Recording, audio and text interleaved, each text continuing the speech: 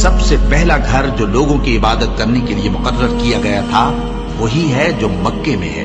بابرکت اور جہان والوں کے لیے موجب ہدایت۔ اس میں کھلی ہوئی نشانیاں ہیں، جن میں سے ایک ابراہیم کے کھڑے ہونے کی جگہ ہے۔ جو شخص اس مبارک گھر میں داخل ہوا اس نے امن پا لیا، اور لوگوں پر اللہ کا حق یعنی فرض ہے کہ جو اس گھر تک جانے کا مقدور رکھے وہ اس کا حج کرے، اور جو اس حکم کی تعمیل نہ کرے گا تو اللہ بھی اہل عالم سے بے نیاز ہے۔ اور جب ہم نے خانہ کعبہ کو لوگوں کے لیے جمع ہونے اور امن پانے کی جگہ مقرر کیا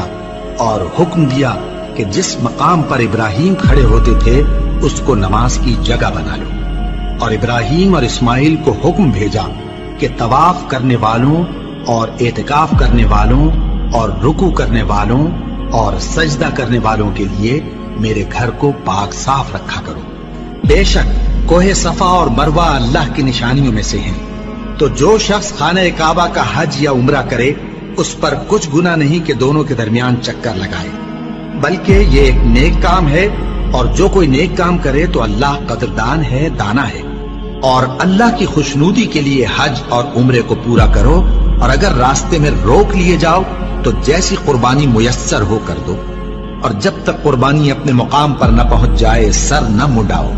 اور اگر کوئی تم میں بیمار ہو یا اس کے سر میں کسی طرح کی تکلیف ہو تو اگر وہ سر منڈا لے تو اس کے بدلے روزے رکھے یا صدقہ دے یا قربانی کرے۔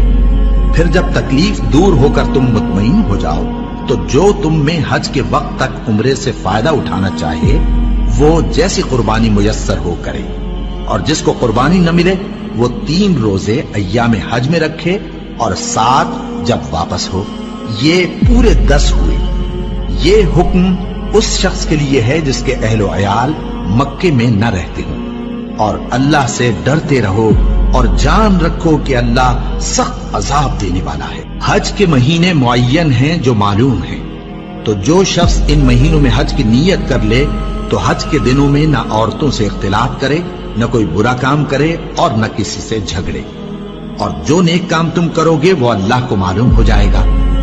اور زاد راہ یعنی رستے کا خرچ ساتھ لے جاؤ، کیونکہ بہترین زاد راہ پرہیزگاری ہے۔ اور اے اہل عقل، مجھی سے ڈرتے رہو، اس کا تمہیں کچھ گناہ نہیں کہ حج کے دنوں میں بذریعہ تجارت اپنے پروردگار سے روزی طلب کرو۔ اور جب عرفات سے واپس ہونے لگو تو مشعر حرام یعنی مزدلفہ میں اللہ کا ذکر کرو، اور اس طرح ذکر کرو جس طرح اس نے تم کو سکھایا، اور اس سے پیشتر تم لوگ ان طریقوں سے محض ناواقف تھے۔ پھر جہاں سے اور لوگ واپس ہوں وہیں سے تم بھی واپس ہو، اور اللہ سے بخشش مانگو، بے شک اللہ بخشنے والا ہے، رحمت کرنے والا ہے۔ پھر جب حج کے تمام ارکان پورے کر چکو تو مینا میں اللہ کو یاد کرو جس طرح اپنے باپ دادا کو یاد کیا کرتے تھے، بلکہ اس سے بھی زیادہ۔